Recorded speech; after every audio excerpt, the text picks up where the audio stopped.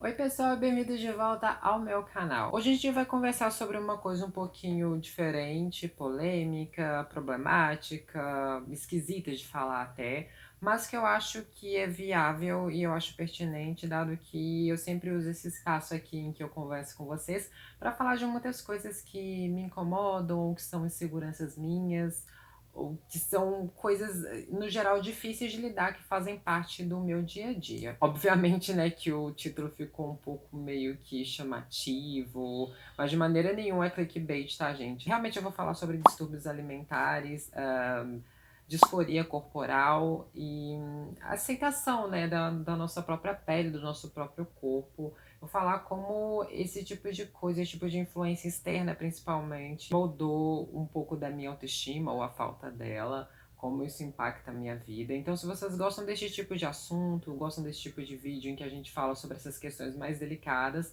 já deixa um like pra mim. Se você é novo ou nova no canal, se inscreve, que a gente tem conteúdo novo toda semana.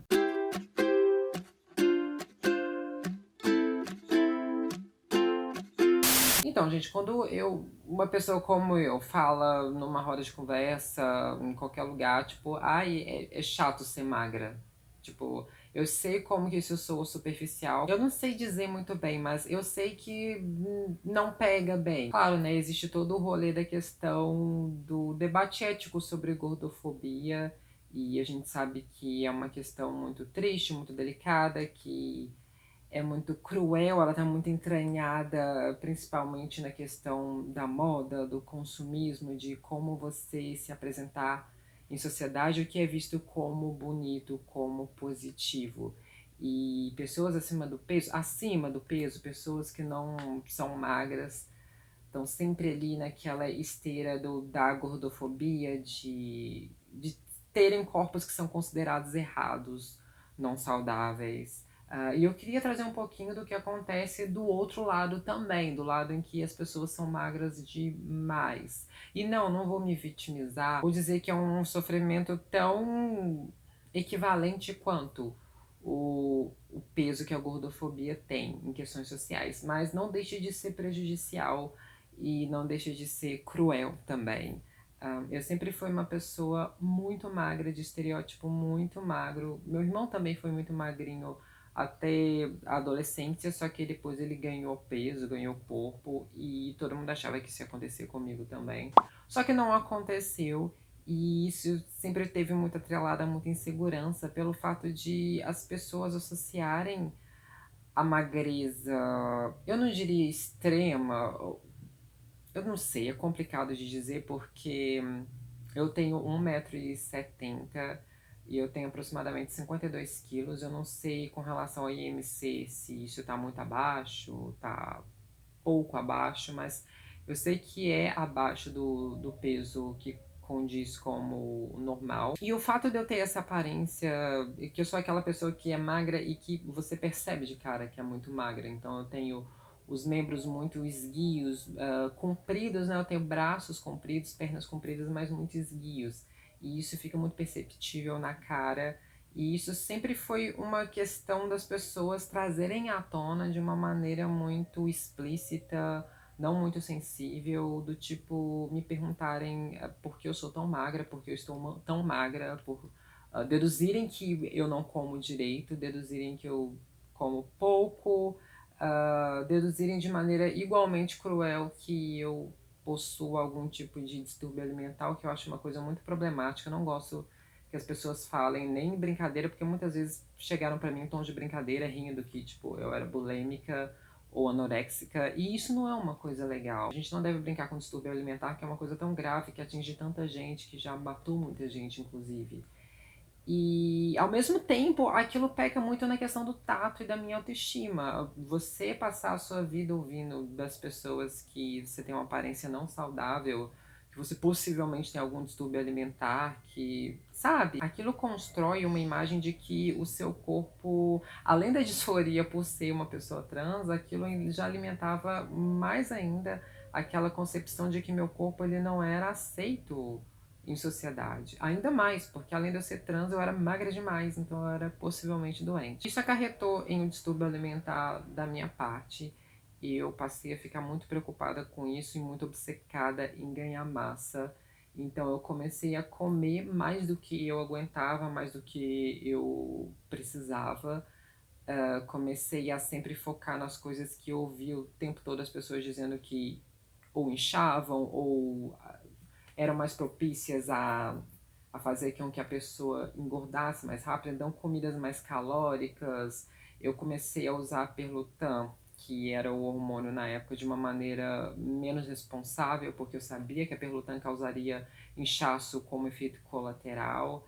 E eu cheguei ao ápice também de começar a ingerir proteínas concentradas, que são utilizadas por atletas, por pessoas que vão na academia para poder ganhar massa. Comecei a usar essas proteínas, esses hipercalóricos, sem academia, nada, tomando tipo 1 litro, 1,5 litros por dia, daqueles copões bem pesados, para ver se eu conseguia ganhar massa, se eu conseguia ter um corpo normal e afastar um pouco esses comentários, esses olhares, né? Tipo de você é doente e tem alguma coisa errada com você.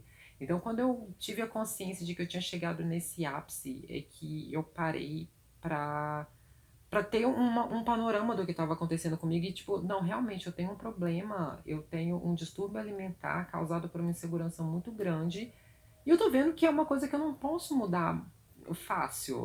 Esse é meu biotipo, eu tenho que aceitar que eu tenho um biotipo magro. E as pessoas têm que aceitar também que isso não é um sinônimo de não ser saudável. Da mesma forma que a gente tem que aceitar que corpos maiores não são sinônimo de falta de saúde, da mesma maneira os corpos mais magros. E tá tudo bem. Só que até eu chegar a esse ponto foi. A minha autoestima já tinha se deteriorado muito. Então tem sido um aprendizado muito grande voltar a me olhar no espelho e me olhar com mais carinho, com mais vaidade do tipo, não, tudo bem, esse é o corpo que eu tenho, eu posso depositar a minha autoestima nele, a minha confiança nele e me sentir bonita, porque às vezes isso pode passar como uma coisa arrogante e eu sou muito preocupada, eu sou muito tipo hipersensível com a forma como as pessoas vão ler a minha forma de expressar. Então, às vezes, o fato de eu, sei lá, postar uma foto de biquíni ou de lingerie ou com o abdômen de fora é lida como um ataque por algumas pessoas, por, sabe, por as pessoas acharem que eu tô me sentindo melhor do que as pessoas que não vão ter o abdômen similar ao meu. Mas se a gente trabalha justamente ao enaltecer os corpos, por mais diferentes que eles sejam, e querer que todo mundo se sinta bem, sabe? Olhe para si mesmo e procure pontos positivos, pontos que você se sente bem. Por que que a gente vai condenar alguém que tá fazendo isso? Porque eu não vou condenar as meninas que têm, tipo, peitão, quadrilzão, coisas que eu queria muito ter e que eu não tenho, por elas estarem lá posando e mostrando mesmo e se sentindo orgulhosas do corpo delas, se sentindo belas. E eu sinto que tem essa resistência. De vez em quando tinha uma pessoa no meu Instagram, sabe aquele tipo de pessoa que ela se passa por uma pessoa que te admira, mas ela é mais troll do que qualquer coisa? Sempre que eu postava alguma foto de lingerie ou mais sensual, ela tinha algum comentário negativo pra fazer, do tipo, ai, precisa se mostrar tanto, ai, não tem necessidade. E tipo, gente, precisa se mostrar se a pessoa quiser se mostrar. E aí, quem vai saber se precisa ou não é a pessoa, no caso eu. E eu não vou deixar de mostrar meu corpo, principalmente sabendo o peso que isso tem para minha autoestima, para a construção da minha autoestima, porque tem uma pessoa que está questionando se isso é necessário ou não. Para mim é necessário, sabe? É necessário eu me ver de uma maneira bonita e todo mundo faz isso, sabe? E eu levei tanto tempo para voltar a construir uma autoestima positiva, um olhar positivo para o meu corpo, que eu não vou deixar isso retroceder por conta de uma pessoa que se sente, não sei, intimidada, incomodada com o meu corpo sendo exposto. Eu acho que já tem tanta gente sentindo tanta aversão aos nossos corpos na sociedade que nem faz muito sentido a gente alimentar esse tipo de crítica, porque na verdade não é uma crítica, é só um ataque. A gente não tem que absorver esses ataques. Então, basicamente, o que eu queria trazer à tona com esse diálogo é que o transtorno alimentar, existe. A disforia que você desenvolve com a sua aparência é muito séria. Seja você uma pessoa que sofre por gordofobia, seja você uma pessoa que não se encaixa no padrão do que a sociedade entende como bonito. De outra maneira, sendo magra demais, sendo uma pessoa transgênera, sendo uma pessoa que fez modificações corporais, que tem dreads no cabelo, qualquer coisa.